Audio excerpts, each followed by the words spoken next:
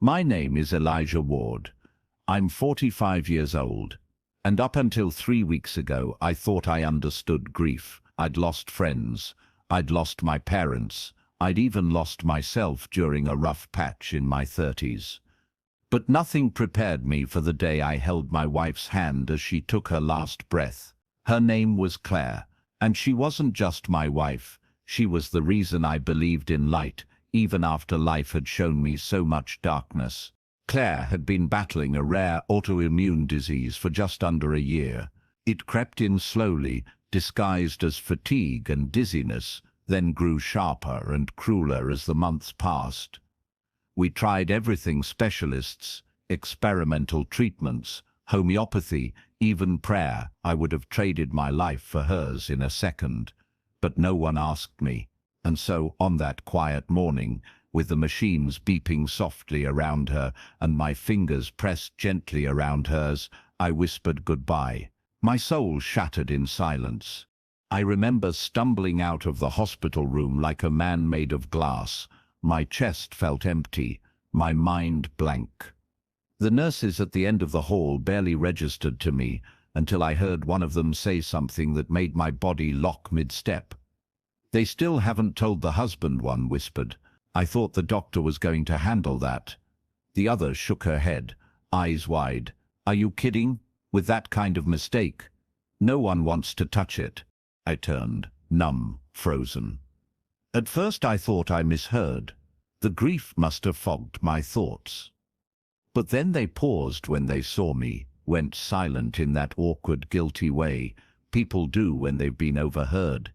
I didn't say a word, just stared at them. One nurse forced a polite smile, the other pretended to check her tablet, and in that moment I knew something wasn't right. I left the building without a scene. That's never been my style, but something inside me shifted from grief to suspicion. The weight of loss hadn't even begun to settle, and now a new storm cloud was forming.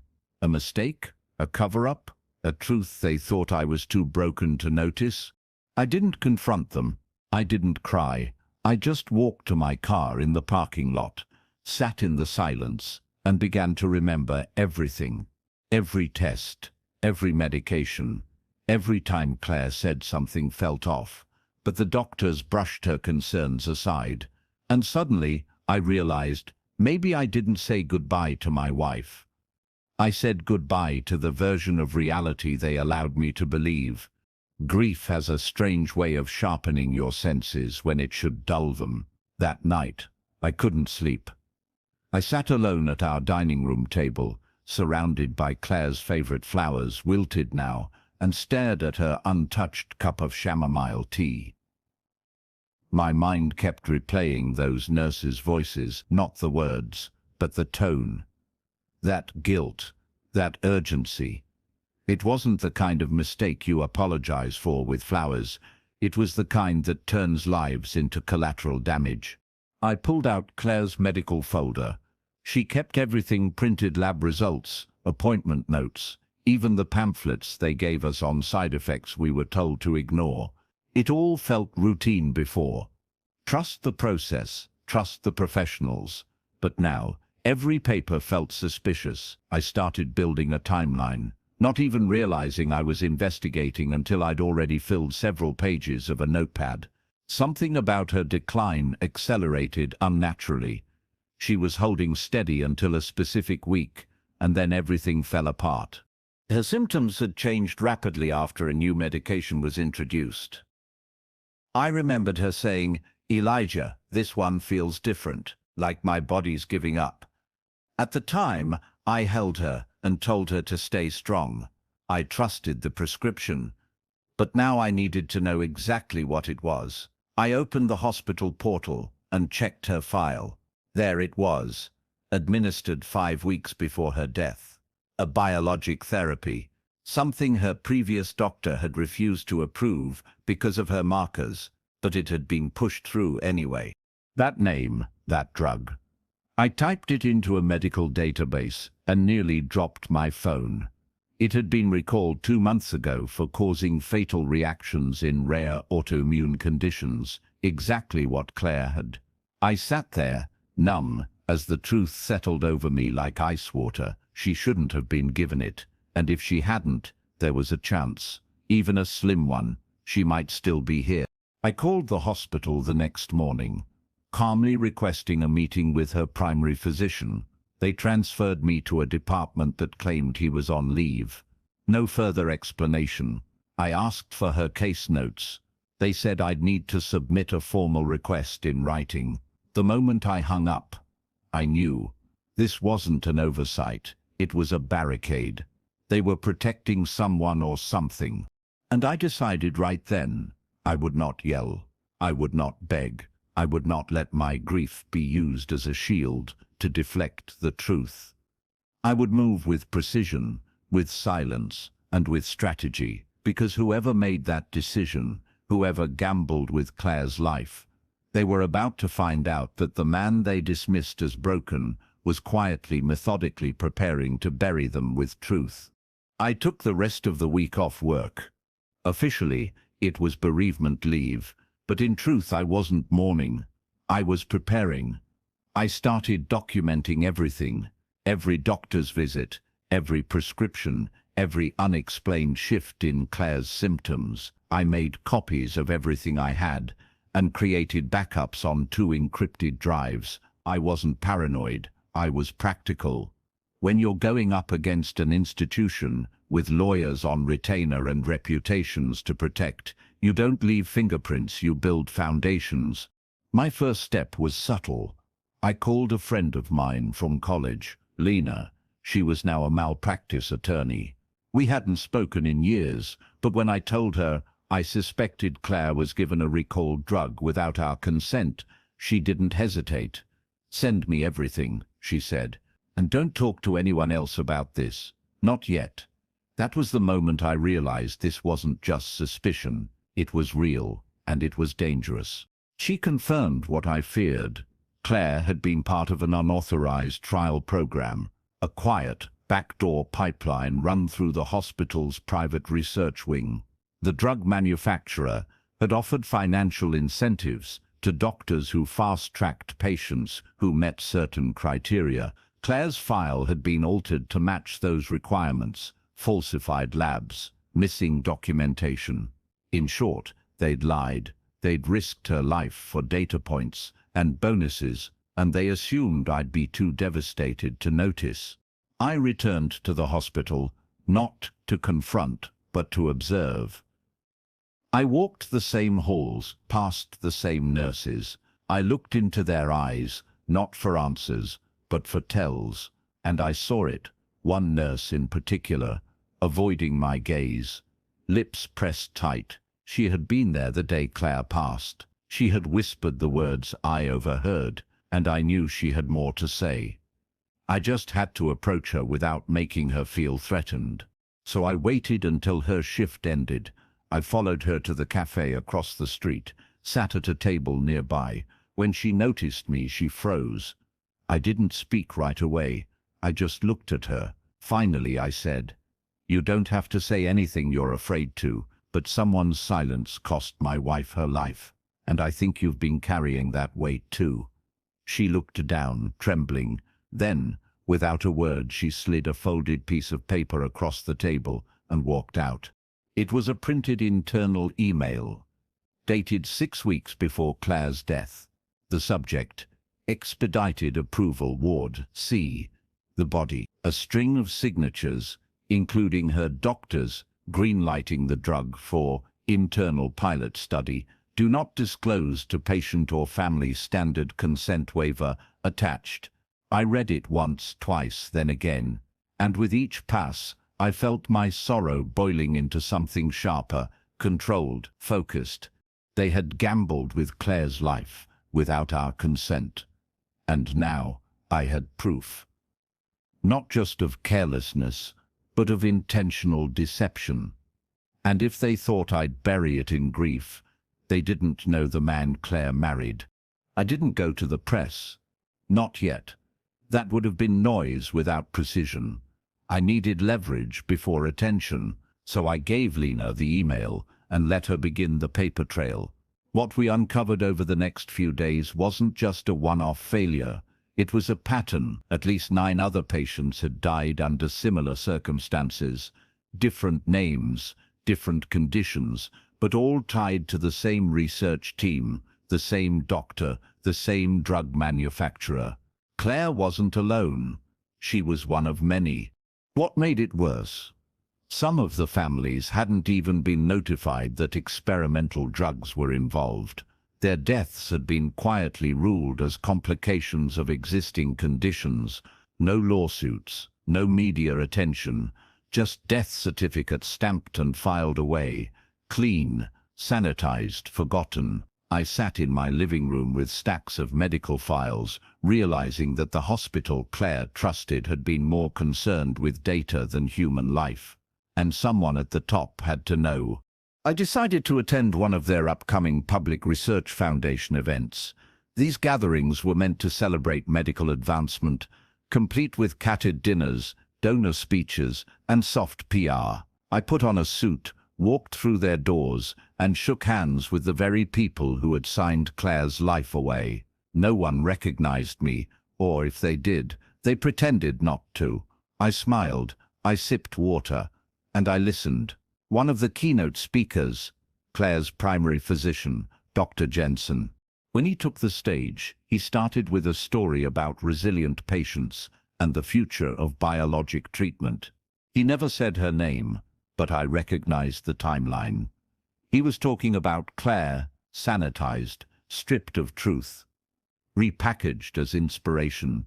I sat there calm. I didn't flinch. I let him finish. And when he stepped off the stage, I followed him to the bar and waited until he turned around. "Dr. Jensen," I said, extending my hand. "Elijah Ward, husband of Claire Ward." The color drained from his face. For a brief second, he looked like a man who'd seen a ghost. "Mr. Ward, he began. I held up the folded email.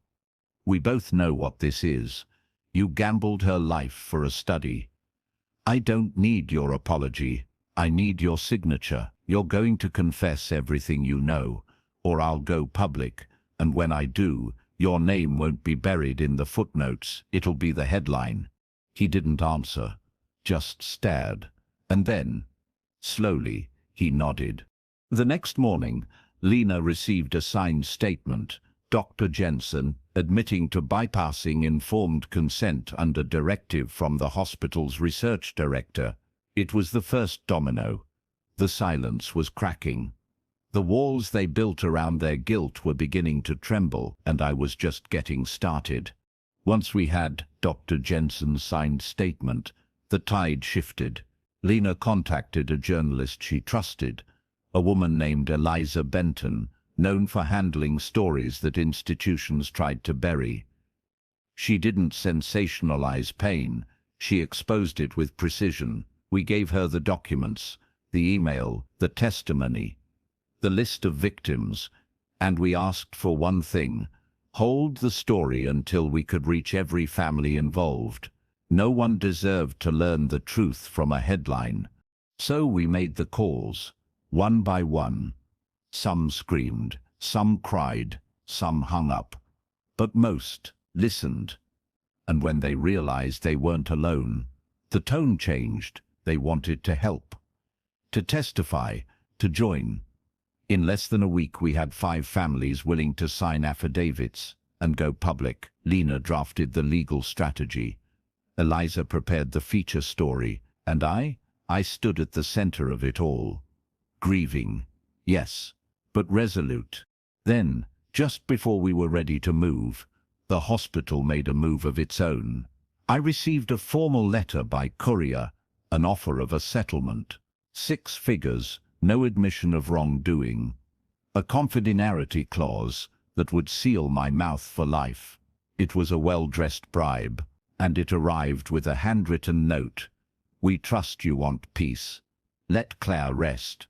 That sentence ignited something in me I didn't even know I was still holding back. I didn't respond to the letter. I posted it online, publicly, redacted just enough to stay legal.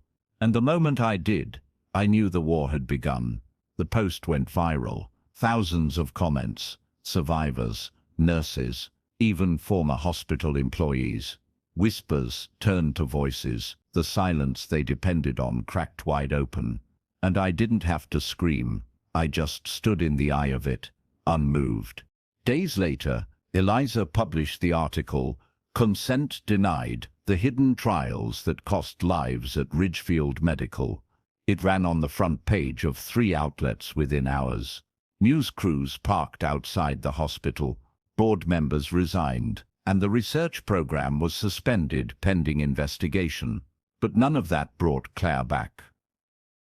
And I didn't expect it to. I hadn't done this for revenge.